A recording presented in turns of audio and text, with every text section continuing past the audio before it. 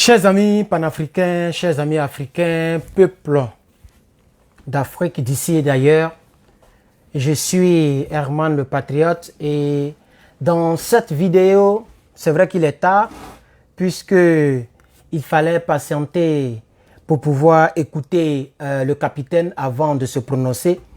Donc nous avons écouté ensemble le capitaine. D'ailleurs même le téléphone il est sérieusement déchargé, mais je pense que les 30% ça peuvent nous permettre donc de continuer, de donner juste mon point de vue concernant cet entretien, voilà, cette interview. Alors oui, le capitaine Ibrahim Traoré a totalisé donc c'est 1 an, 12 mois jour pour jour, aujourd'hui le 29 septembre. Et il est important donc qu'il vienne pour parler au peuple burkinabé. En réalité, l'entretien n'a rien à voir, bon, pas que ça n'a rien à voir puisqu'ils ont parlé de cela, mais l'entretien, le but de l'entretien n'était pas ou n'est pas n'est pas l'attaque. Ce n'est pas à cause de l'attaque ou bien à cause du coup d'état manqué. Le coup d'état manqué donc du 26 septembre. Ce n'est pas vraiment à cause de cela que cet entretien a été fait. Sinon, ils allaient passer tout le temps à parler de cela en détail. Mais en réalité, cet entretien a été fait parce que ça fait 1 an, jour pour jour, que le capitaine Ibrahim Traoré est arrivé donc, au pouvoir. Chers camarades, peuple d'Afrique, je veux juste dire que les réponses aux questions ont été à la hauteur. Le capitaine, chef de l'État, président de la transition, Ibrahim Traoré, a vraiment calmement, comme à son habitude, sereinement répondu aux questions pièges, aux questions beaucoup plus, je vais dire, surexcitées, ou je vais dire, les journalistes étaient surexcités à part celui qui était en bleu. Je pense que même la dame, elle était aussi un peu bizarre. Les journalistes avaient l'air d'être achetés. Et donc, malgré ça, on a quand même écouté et je suis content parce que Ibrahim Traoré a quand même su répondre donc à ces questions. On va écouter quelques questions. On va écouter un peu une petite partie, chers camarades. C'est difficile.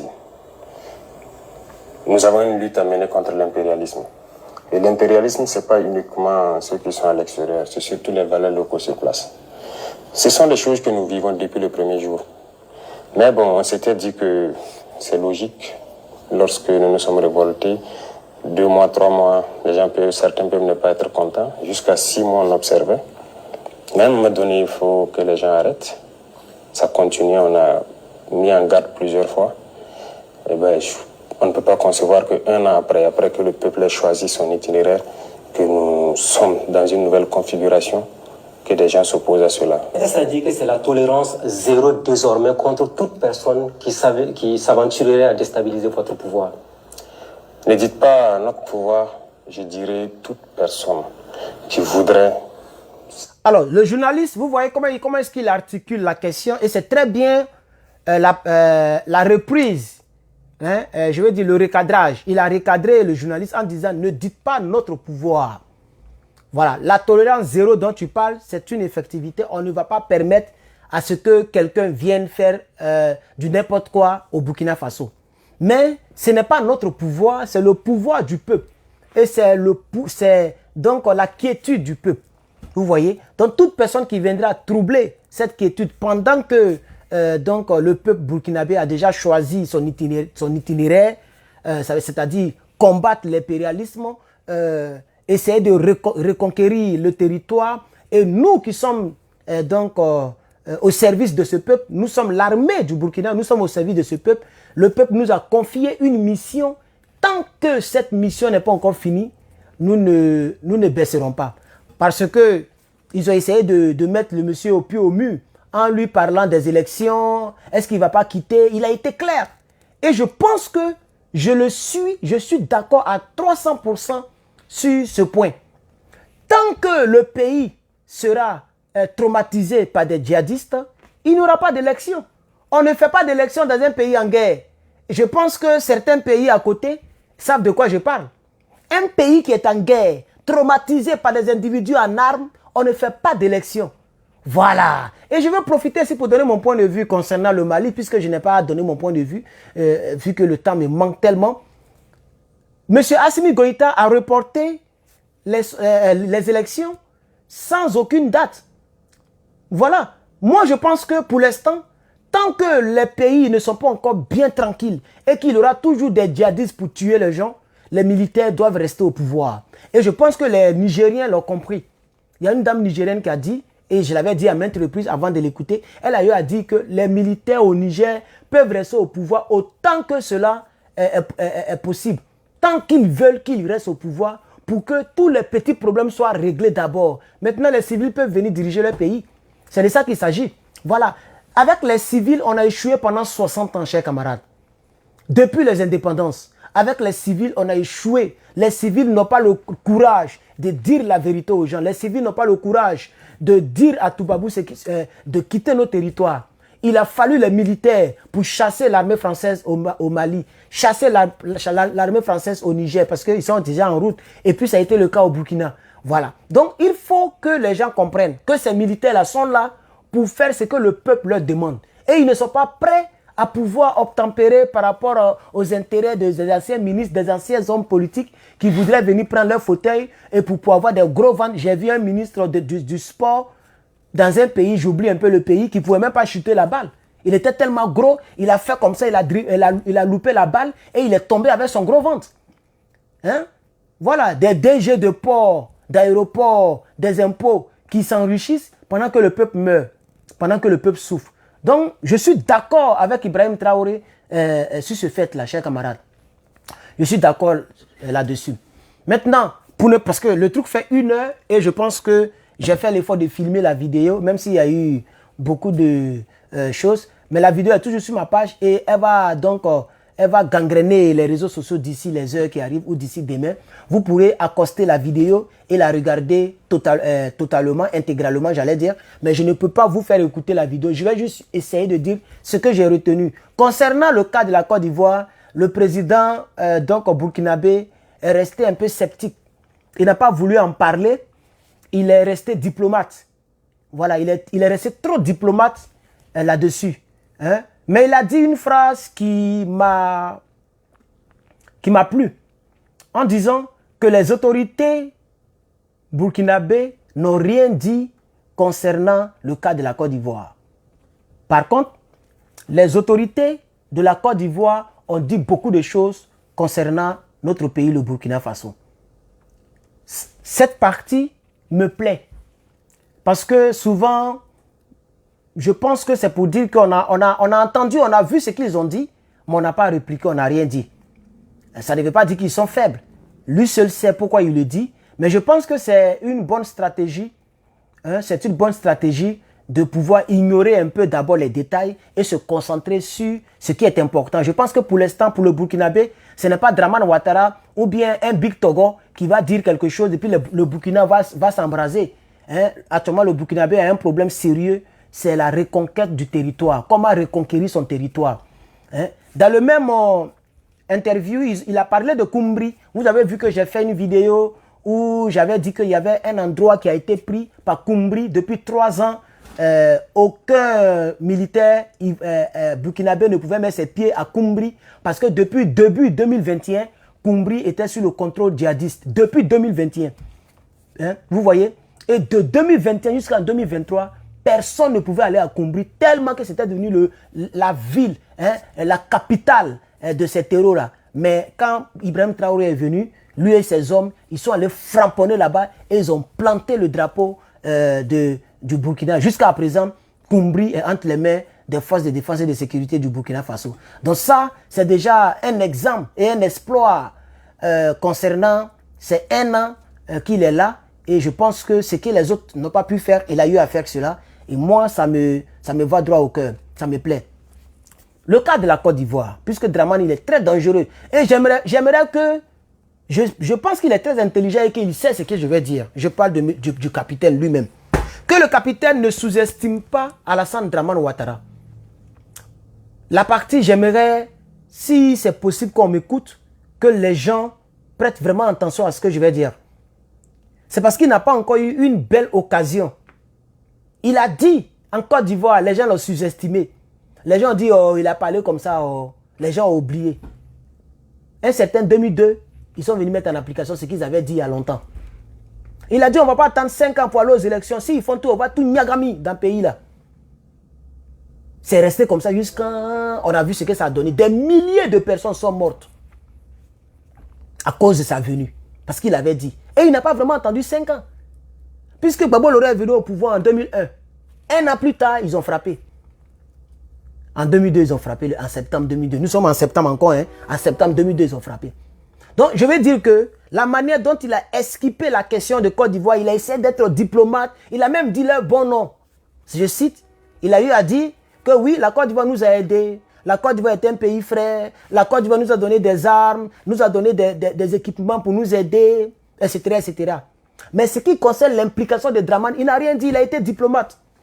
Il a joué beaucoup sur la diplomatie. Vous comprenez un peu? Et sur cette question, je suis un peu clopin.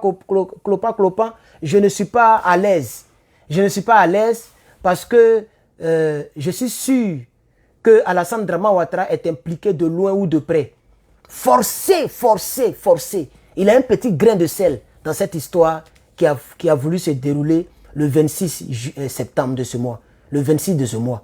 Mais Dieu merci que le Burkina n'a pas été pris et on pense que ils feront tout pour condamner ces personnes qui ont été accusées. On va poursuivre un tout petit peu, si vous voulez. On va écouter un peu, si vous voulez. C'est-à-dire se mettre en travers la marche de ce peuple-là. Il n'y aura pas de sentiment. Ça, c'est terminé. Nous avons assez sensibilisé, nous avons assez parlé aux gens. Et voilà. C'est pas comme si on ne les connaît pas. Nous les connaissons. Certains sont venus ici, nous les avons dit. On vous flatte. L'impérialisme n'a pas d'amis. Peut-être que certains se sentent obligés parce qu'ils ont peut-être des serments qu'ils ont prêtés avec les impérialistes et il les faut aller au bout. C'est fini. C'est fini. Monsieur le Président, des sous-officiers, des officiers aujourd'hui, est-ce que toutes ces arrestations ne montrent pas qu'il y a un malaise au sein de notre armée au Burkina Faso? Pas de malaise. Voilà. Ce sont des... Et ce journaliste, lui qui vient de parler, durant tout l'interview, il a passé son temps à poser que des questions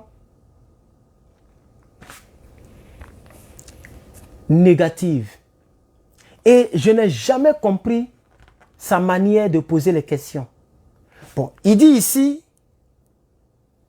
est-ce qu'il n'y a pas eu de malaise? Est-ce que les gens ne sont... C'est comme si les gens ne sont pas motivés, ils ne sont pas avec Ibrahim. C'est ça qu'il appelle un malaise. Un homme qui a un malaise, c'est quelqu'un qui n'est pas à l'aise. On est d'accord? Donc, est-ce que les soldats, c'est parce qu'ils ont des malaises, ils ne sont pas à l'aise avec toi, qu'il y a des morts et qu'il y a des choses, il y a des patati patata. Je pense que le capitaine a très bien répondu, mais ce monsieur a passé tout son temps à poser des questions vraiment tordues.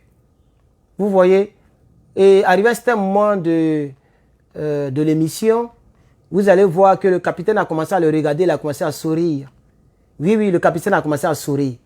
Arrivé à ce moment, il le regardait, il souriait. Parce qu'il a compris que le monsieur même était... il s'était tellement appresté pour, d'après lui, coincer le capitaine, qu'il était presque surexcité. Il coupait le monsieur à tout moment. On dirait un petit bonhomme qu'on interroge, un chef d'État. Il lui coupe la parole. Voilà la question du capitaine lui-même. Les individus manipulés. Voilà. Il n'y a pas de malaise. Les hommes se battent au front. Il n'y a aucun malaise. Et si vous regardez ceux qui sont dans ces situations-là, ce n'est pas forcément des gens venus du front. Donc des Burkinabés se battent. On ne peut pas concevoir que d'autres qui sont à l'arrière, ils se permettent de rentrer dans certains projets. Et en fait, il faut reconnaître que les impérialistes, ils sont très malins. Ils peuvent prendre quelques individus avec qui ils traitent, et ces individus se sentent obligés d'aller au bout parce qu'ils sont menacés aussi. S'ils ne vont pas au bout, ce qu'ils ont pris ou bien les serments qu'ils ont prêtés avec eux, ils auront des problèmes. Mais ils vont embarquer d'autres personnes dedans. C'est peut-être que les gens soient intelligents. Mais Voilà, il n'y a pas de problème majeur. Tout le monde ne sera pas d'accord, mais ça fait partie. Excellence, l'un des gros sujets d'intérêt pour la population, c'est bien la question sécuritaire, la sécurité et la défense. Une année après, le Burkina qui continue d'essuyer de lourdes attaques, comme on l'a vu à Conakry il y a quelques semaines. Alors, 53 morts, ce fut énorme, Monsieur le Président. On aimerait un peu comprendre ce qui s'est réellement passé. Les batailles, il y a des morts. Mais 53, on trouve ça trop. Sûrement que quelque chose n'a pas fonctionné. Les enquêtes sont en cours aussi. S'il y a des choses qui n'ont pas fonctionné à notre niveau, qu'on puisse régler ça rapidement. Mais il faut reconnaître que Combri, c'était une action audacieuse. C'était très audacieux parce que c'est une zone qui a été abandonnée, qui était sous contrôle terroriste. Donc, vous savez très bien, depuis 2021, personne n'y a mis pied. Et il faut y aller. Toutes ces zones où on est absent depuis des années, nous allons y aller. Ce sera des batailles très dures, il faut s'y attendre. Mais nous sommes là pour ça. Il faut qu'on y aille. Voilà. Alors, pour laisser dans cette... Donc, chers camarades, merci. Mettez des cœurs, mettez des cœurs, mettez des cœurs pour le Capi Ibrahim Traoré. Chers camarades, le capitaine Ibrahim Traoré a répondu à toutes les questions. Il y a eu 50 et quelques morts, mais c'était une opération très, très audacieuse parce que personne n'avait encore mis les pieds à Combri. Ce n'était pas facile de prendre cette portion de terre burkinabé, mais ils ont réussi à prendre cette ville. Donc c'est déjà donc, un exploit, n'est-ce pas, chers camarades? Et voilà.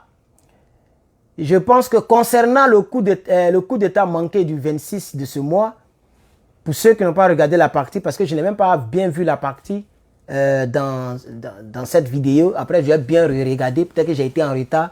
Ceux qui n'ont pas regardé la partie, ou ceux qui ont regardé, je pense que ces personnes n'ont pas été nommées. J'aurais voulu que ces personnes soient nommées, mais au moins, il a eu à dire que ces personnes seront, vont payer pour ce qu'elles ont essayé de faire. Et que ce n'est pas normal, pendant que les Burkinabés se battent, ceux qui sont en arrière, c'est-à-dire les capitaines, les commandants, eux, ils ne sont pas au front, ils sont en arrière. Les gens se battent, on tue les gens, et eux, ils sont là, ils essaient de prendre l'argent dans la main des gens pour pouvoir faire des sales besoins. Ceux-là vont payer très cher. Voilà. Et voilà, c'est ce qui m'intéresse pour l'instant. Concernant la suite, on verra. Donc, cher Burkinabé, vous avez ici l'opportunité. Il a dit beaucoup de choses, par exemple, quand il a parlé même de... Il a parlé de... Comment on appelle ça? De propositions. On veut lui, il y a des milliardaires, et il a dit que ce sont des Burkinabés qui le font.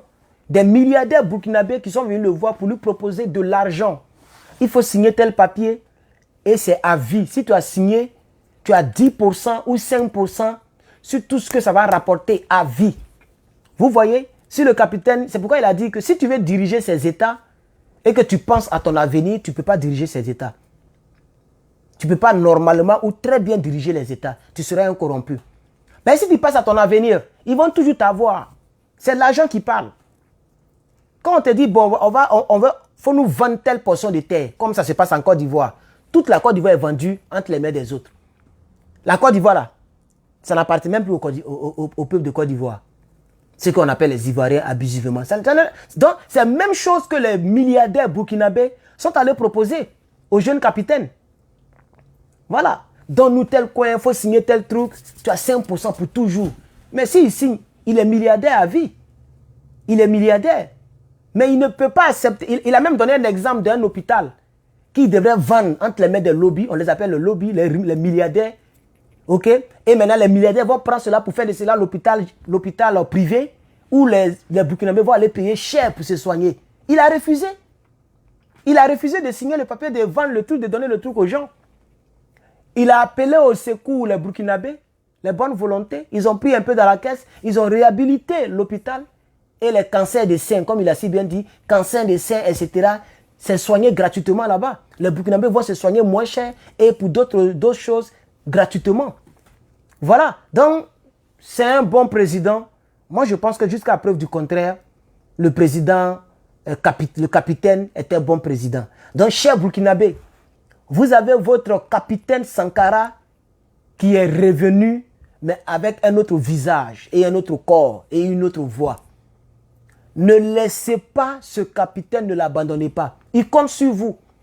Concernant les élections, il a été clair. Et je pense qu'on doit être clair envers les hommes politiques, je vais dire, les hommes politiques civils qui sont pressés pour que les transitions se fassent très vite. Comme ça, ils vont venir avec leurs grosses vestes, leurs cravates noires pour venir ramasser l'argent du contribuable. Pendant que l'usine de tomates n'est pas encore finie. La pierre a été posée, l'usine n'est pas finie. S'il laisse, il s'en va. Qu'est-ce qui prouve que le civil qui va venir au pouvoir va terminer l'usine? Eux, ils s'en foutent. Eux, ils viennent pour eux et puis leurs proches et leurs familles. Ils s'en foutent de l'opinion, du bien-être du peuple. Voilà le problème dans lequel nous sommes. Donc, si ça ne tenait qu'à moi, Ibrahim Traoré doit travailler pour le Burkina, point. On s'en fout de transition, on s'en fout d'hommes politiques. Si tu es fort, il faut mobiliser le peuple. Le jour que le peuple va se retourner vers toi, on va dire que le peuple a choisi quelqu'un d'autre. C'est tout. Moi, c'est comme ça que je vois les choses. Le peuple est avec Ibrahim. Si tu penses que tu peux faire mieux, il faut faire et puis le peuple va aller vers toi. Comment tu vas convaincre le peuple? On va voir. Parce qu'Ibrahim, il est convaincant. En un an, il a déjà réalisé beaucoup de choses. Il a pris des villes qui étaient sous contrôle djihadiste. Il a posé la première pierre d'une usine. En 3 mois, il a annoncé 3 mois en arrière. Ils ont commencé à faire. Les gens ont commencé à souscrire. Le peuple burkinabé se sent à l'aise. Ils ont réussi même à chasser l'armée française. Il a réussi il a dit même quand il est venu, et ça j'ai oublié, quand il est venu, il n'y avait même pas, on dirait c'est 400 kalash ou même quoi. Il n'y avait même pas, bon on va dire 500 kalash. Dans l'armée du Burkina, il n'y avait pas 500 kalash. L'armée, c'est-à-dire l'armerie d'un pays, il n'y avait même pas 500 kalash. Même les rebelles de Côte d'Ivoire étaient plus armés que tout le Burkina avant qu'ils ne viennent au pouvoir. Ah, quelqu'un dit 200, ok, puisque j'avais oublié le nombre. Il dit qu'il n'y avait même pas 200 ou 500 ou 400 kalash. Regardez en Côte d'Ivoire, les démobilisés, les rebelles démobilisés, ils sont 8400. Entre chaque rebelle a au moins une arme. Si on les arrache les armes là, ça dit que les rebelles étaient plus armés que l'armée du Burkina. Mais il dit aujourd'hui, ils ont eu plus de 10 000 fois, c'est le nombre qu'il a dit. Il dit aujourd'hui on a 10 000 fois ce qu'on avait trouvé. Donc, pour ceux qui disent, il a dit 200. Quand vous multipliez 200 par 10 000, ça fait combien de kalash? C'est pour dire que Ibrahim Traoré, en un an, il a armé l'armée burkinabé. Et lui-même, il dit les VDP, des milliers de VDP. D'autres demandaient les trucs, comment on appelle ça, comment on appelle ça même? Les gilets par balles. D'autres demandaient des casques et des choses qu'on protège ici, là. Il y a certaines personnes, et lui-même, il a dit le mot, pessimiste, qui a dit non, on ne peut pas couvrir tout ça, on ne peut pas leur donner tout ça là. Mais Ibrahim Traoré, avec ses gars, ils ont réfléchi. Ils ont pris le peu d'argent qu'ils ont trouvé. Ils ont acheté les équipements, ils ont donné tous les gilets. Ils ont donné des gilets à tous les VDP. Et des casques lourds pour que les gens soient motivés pour aller au front. C'est ça un leader. Chers camarades, peuple du NRP, peuple de l'AES, on s'en fout des présidents au col blanc. On s'en fout des présidents aux cheveux blancs. On s'en fout des hommes politiques civils. S'il y a un militaire qui est au pouvoir et qui fait votre affaire, restez derrière lui. Point. Pour l'instant, c'est trop tôt de parler de transition. Tant que Ibrahim Traoré a été clair, peut-être beaucoup vont le détester, mais moi je vais le soutenir. Même s'il fait 10 ans. Tant que, c'est-à-dire les hommes politiques doivent prier, doivent les aider, au lieu de comploter contre eux pour les renverser, ils doivent au contraire aider cette armée-là afin de vaincre le djihadisme. Parce que tant que le pays n'est pas libéré, Ibrahim Traoré ne quittera pas le pouvoir. Et c'est idem pour Assimi Goïta. Et moi, je suis d'accord avec cette position. Je suis d'accord. Parce que depuis ces gens-là sont là, les terroristes tuent les gens. Donc si vous voulez que les transitions se passent, arrêtez d'être des espions. Parce que ce sont eux qui sont des espions. Ce sont eux qui parlent avec les Français. Puisqu'ils ne sont pas sur écoute, ils ne sont pas de l'armée, c'est des civils. Quand on va les traquer, on va faire mandat de perquisition pour aller dans leur maison, ils vont dire, oh, les militaires sont en train de nous fouiller. Ils sont en train de casser nos portes. Donc ce n'est pas eux que les Toubabous passent pour faire les affaires qui sont contre le bien-être du peuple et de l'État. Donc si vous voulez que la transition se fasse, vous priez pour qu'il n'y ait plus de djihadistes. Parce que tant que les djihadistes tuent les gens, les armées de ces pays-là vont rester au pouvoir. Comme ça, ils contrôlent tout et ils vont bien faire leur guerre. Parce que regardez au Niger. Au Niger, par exemple, il y a le président Tiani qui l'a dit. Son premier discours, il a dit. Il dit à chaque fois qu'on veut partir pour combattre, les gens refusent même de nous donner des équipements. On ne nous donne même pas des ordres. Lorsqu'on demande ordre de mission, les gens disent non, il faut laisser. Parce qu'eux-mêmes, ils sont dans le coup avec les djihadistes là. Ils se servent d'eux pour pouvoir faire des pressions, etc., etc. Donc, où nous sommes arrivés là, moi je pense que pour l'instant, je m'en fous des élections. Voilà. Et tous les citoyens de ces pays ne doivent même pas penser à ça. Ils vont vous voyez les France 24, ils ont commencé à en parler. Ils ont commencé à parler en boucle ce qui se passe au Mali. Oh, les gens ont reporté, les gens ont reporté. Mais le pays n'est pas en sécurité. On ne fait pas d'élection dans un pays en guerre. Oui, oui, la Côte d'Ivoire a fait cette erreur-là.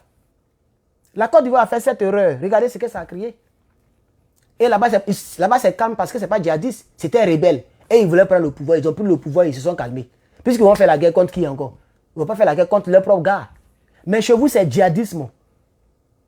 Voilà. Et ça, c'est encore très dangereux. Donc, tant que le pays est en guerre, il n'y a pas d'élection. Je ne sais pas pourquoi vous ne mettez pas les pouces bleus, les cœurs. Je ne vois aucun cœur, mais vous êtes un peu seulement nombreux. Mais je ne vois aucun cœur. Peut-être que vous n'êtes pas d'accord avec moi. Mais moi, c'est ce que je pense. Pour l'instant, c'est trop tôt de parler d'élection. Voilà. Que ce soit au Mali ou au Burkina, c'est trop tôt de parler d'élection.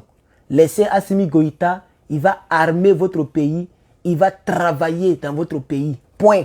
Laissez le capitaine travailler comme il a déjà commencé. C'est très important, c'est très salutaire. Pour l'instant, on s'en fout d'élection, on s'en fout de ce qu'on appelle transition. C'est de ça qu'il s'agit. Voilà. On ne fait pas d'élection dans un pays en guerre. Point. Allez-y, leur dis cela. Un pays qui est en guerre, où il y a des gens en armes qui se promènent partout, on ne fait pas d'élection. Voilà. Donc, les hommes politiques tapis dans l'ombre là. Peut-être il y a d'autres qui me regardent qui sont énervés. Si vous voulez qu'il y ait des élections, il faut prier. Maintenant, il a essayé de... Ils ont posé la question concernant... Pour ceux qui ne le savent pas, il y a c'est quand même un médecin, non? Un docteur ou un médecin, je crois bien, qui a eu à faire des tweets, qui a eu à faire des posts. Attends, on dirait, je ne sais pas s'il est un peu connu au Burkina, mais en tout cas, il a eu à critiquer sévèrement l'armée comme si elle ne fait rien. Comme si elle est là et puis les gens meurent et qu'elle ne vaut rien. On m'a même envoyé capture d'écran de l'un de ses propos que je ne sais pas. Est-ce que je peux retrouver ça? On a combien de minutes? 27 minutes. Ok, je vais prendre 1 minute pour chercher, pour voir. Je vais voir si je peux retrouver. On va lire le médecin parce qu'ils ont parlé de lui. Ils ont parlé du médecin en question. Je vais voir si j'ai ça ici. Si ce n'est pas le cas, bon, c'est pas grave. J'ai mon petit truc ici, là. Ok, je pense que je n'ai pas ça ici. Ok, je vais aller dans le groupe NRP. Le groupe NRP Telegram. Peut-être que c'est couché là-bas. C'était là-bas, mais maman avait balancé là-bas. Mais à tout moment, il y a presque 5000 messages. Ce qui fait qu'il y a d'autres messages qui ne sortent plus. Donc je descends un peu, donnez-moi un petit temps. Je ne retrouve toujours pas, malheureusement. Il y a trop de messages. Trop de messages, chers camarades. Trop de vidéos, trop de... Donc, non, je ne retrouve pas. Ok. Donc, ils ont parlé de ce médecin. Ok. Voilà, quelqu'un dit que ce médecin s'appelle Haruna Louré. Voilà, ils ont parlé de lui. Ok. Et Ibrahim n'a pas démenti, puisque ça faisait du bruit. On dit non. Mais c'est ça. Ils ont donné calage parce qu'il faisait tellement de gueule. Donc, qu'il aille démontrer. Qu'il aille leur montrer comment on fait la guerre. Donc, Ibrahim Traoré a dit, ok, il faut enlever la tenue de médecin. Il faut prendre la tenue militaire, tu vas aller au front. Et ils l'ont déposé au front. Mais jusqu'à présent, je n'ai pas encore entendu qu'il est mort. Et Ibrahim Traoré l'a dit. Il dit, on l'a armé. On l'a armé et on l'a mis au front. Voilà. Si on voulait qu'il meure, on n'allait pas l'armer. On veut qu'il nous démontre, qu'il nous aide à combattre les terroristes. Voilà. Donc c'est ça. Quand les gens se sacrifient, si tu ne peux pas les aider, il ne faut pas te moquer d'eux. Ah ça c'est clair. Si tu ne peux pas les aider, parce que c'est une guerre, quelqu'un qui est en guerre a besoin. La première chose dont cette personne a besoin, quelqu'un qui est au front, mais c'est le moral. Oui, oui. C'est pourquoi les militaires aiment crier « Ayez le moral, ayez le moral ». Parce que c'est la première des choses qu'un militaire en guerre, dont un militaire en guerre dont il a besoin. Vous voyez? Donc, il a assumé ses responsabilités. Ils l'ont mis là-bas pour voir un peu. Comme ça, s'il est quitté là-bas, s'il n'est pas mort au front, qu'il vient dans sa blouse blanche, il va comprendre que ce n'est pas facile. Ce n'est pas aussi facile comme on le pense. Quand on est là, on pense que les choses sont faciles. Mais les djihadistes, là, eux aussi, ils ont des gens qui leur donnent des informations. Ils ont des gens, ils ont des motos, ils ont des pick-up, ils ont des armes sophistiquées. J'ai vu une vidéo des terroristes, mais ils ont des armes pas possibles. Ils ont des AK-47. Bon, les PA, ça, c'est les de génie. Mais ils ont des armes qu'on attrape comme ça, là. Ça va sur des grandes distances. Ils ont ça. Vous voyez? Et l'armée burkinabé fait son possible pour aller prendre un lieu comme Koumbri, qui était occupé par les djihadistes depuis plus de 3 ans. Et on ne veut pas leur remonter le moral, mais on se moque d'eux. Donc j'ai aimé cet exemple-là, parce que c'est un message que le capitaine veut faire passer aux autres.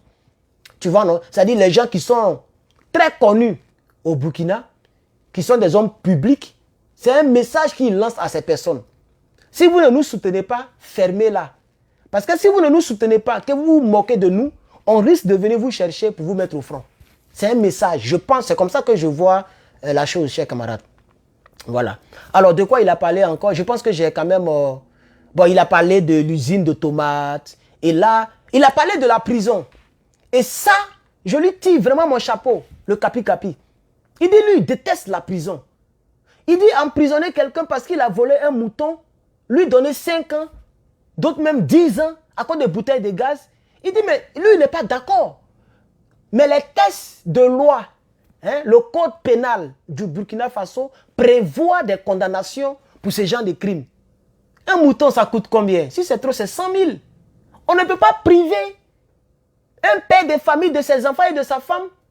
Mais s'il a volé un mouton, c'est parce qu'il a fait. Donc quand on attrape, il a proposé, il dit quand on attrape ces gens-là, on les fait travailler, c'est tout. Et puis ils remboursent ce qu'ils ont volé. Donc on les fait faire des corvées, des travaux difficiles, où on peut les rémunérer, mais ça dit leur donner à peu près, c'est comme une punition.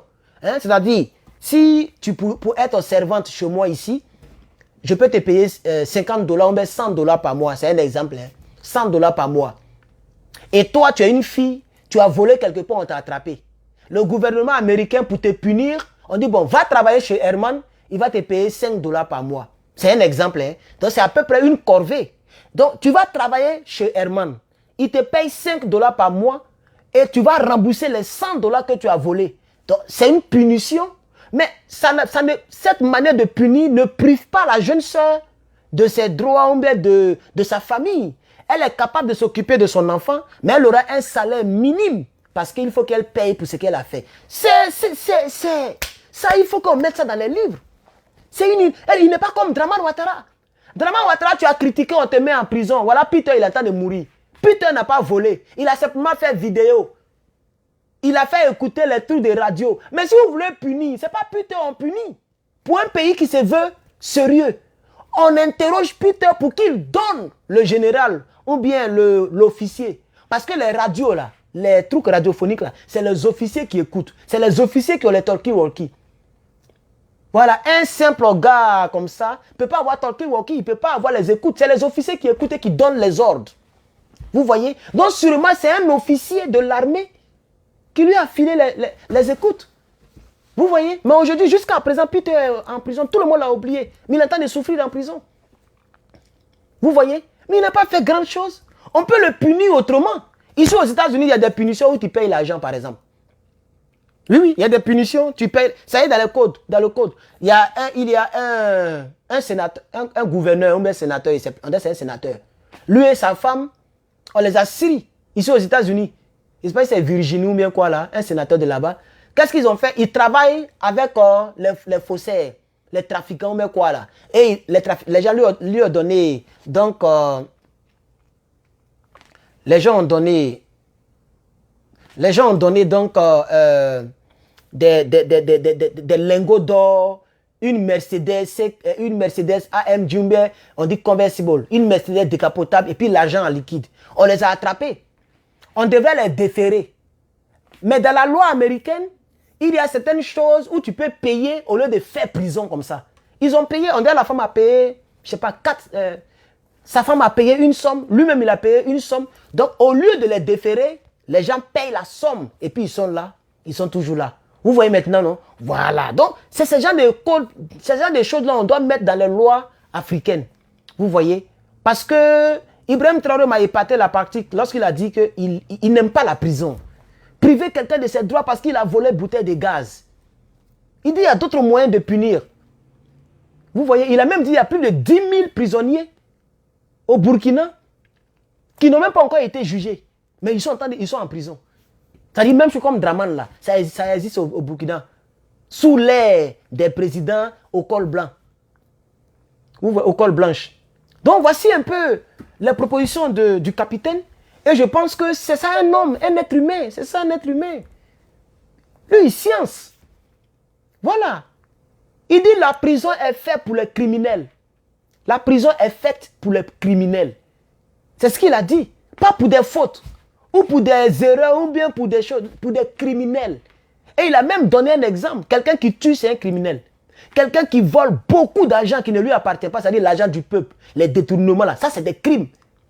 Parce que quand vous prenez l'argent là, on ne peut plus soigner les gens à l'hôpital. On ne peut plus aider les gens. Vous voyez? Voilà. Il dit ça seul, on peut les mettre en prison. Vous voyez? Voilà, 4 000. Vous voyez? Mais c'est trop. 4 000 Burkinabés sont en prison sans procès. Mais ils sont encore en prison. C'est pas sérieux. Mais c'est la même technique que Draman a toujours utilisée en Côte d'Ivoire. Lui, il te met en prison, tu peux faire 2 ans, 3 ans, sans qu'on ne te juge, et puis il te libère quand il veut. Mais c'est la dictature. C'est la dictature. C'est pourquoi les gens ont peur de parler. Parce qu'ils ne veulent pas aller en prison. Ici, moi, je parle librement. Je peux parler problème de Joe Biden, problème de Donald Trump. Je peux parler de tout. Pourquoi? Parce qu'on ne peut pas venir me mettre en prison comme ça. Si on me suspecte de quelque chose, ils vont venir ici pour m'arrêter. Et pour me juger. Pour me donner une sentence, me mettre en prison. Vous voyez? C'est comme ça un pays qui se respecte fonctionne. On ne parle pas quelqu'un quoi pour le mettre en prison parce qu'il a parlé ou bien non. Même s'il a diffamé, quand tu penses qu'il y a diffamation, on ne peut pas mettre quelqu'un en prison à cause de diffamation. Quelqu'un a dit quelque chose qui n'est pas vrai. Vous voyez? Mais ça existe dans nos lois, hein, en Côte d'Ivoire, je crois bien. Vous avez vu, il y a une dame là qui a insulté Simone Gbagbo. Elle est partie faire prison en Côte d'Ivoire. Vous voyez? Donc j'ai beaucoup aimé cette partie-là. Attends, je regarde. On dirait que je suis en train de déborder. Ouh, j'ai beaucoup débordé, c'est pas grave. J'ai beaucoup regardé. Il est très très tard hein, chez vous. Même chez moi, il commence à être très tard. Voilà. C'est pourquoi je vois ce nombre-là. Mais ce n'est pas grave. De toute façon, la page, je ne sais pas pourquoi elle est comme ça. Elle est bizarre. Souvent, il y a plein de... Hier, on a fait 4000 personnes en ligne. Voilà. Aujourd'hui, même, on ne monte même pas. Mais ce n'est pas grave, chers camarades. Merci beaucoup, chers camarades, d'avoir regardé ce direct. Voici mon point de vue concernant la sortie de M. Ibrahim Traoré. C'est un bon type. Les Burkinabés peuvent lui donner l'opportunité de pouvoir mettre en application ses projets. Il a de très bons projets. Il est humain. Et c'est bien pour lui-même d'abord, mais pour le Burkina Faso. C'est un bon leader. Je ne pense pas que Ibrahim Traoré puisse mettre quelqu'un en prison qui parle contre lui à l'étranger. Je ne le pense pas. Donc votre pays est sur une bonne pente avec ce capitaine. Voilà. C'est-à-dire moi si j'étais burkinabé, que je parle contre Ibrahim Traoré, je ne pense pas que si j'y rentre, il va me faire arrêter à l'aéroport. Mais chez moi, je suis sûr que si je vais rentrer actuellement là, on peut m'attraper à l'aéroport. Et puis me mettre en prison pour une durée indéterminée et me libérer quand ils veulent. Ça, ce n'est pas un bon pays. Ce genre de système ne devait même pas marcher en Afrique. Parce qu'en Afrique, vous n'avez pas la sécurité sociale. Vous n'avez pas de numéro de sécurité sociale. Vous n'avez pas... En Afrique, il n'y a pas un coin où on donne nourriture gratuite. Ça n'existe pas en Afrique. Je ne parle pas des ONG voleurs. Non, ce n'est pas de ça que je parle. Mais je dis même un truc étatique où on peut donner nourriture gratuite. Ça n'existe pas. Nulle part. Tu vois? Voilà. Donc, c'est C'est ça. Merci.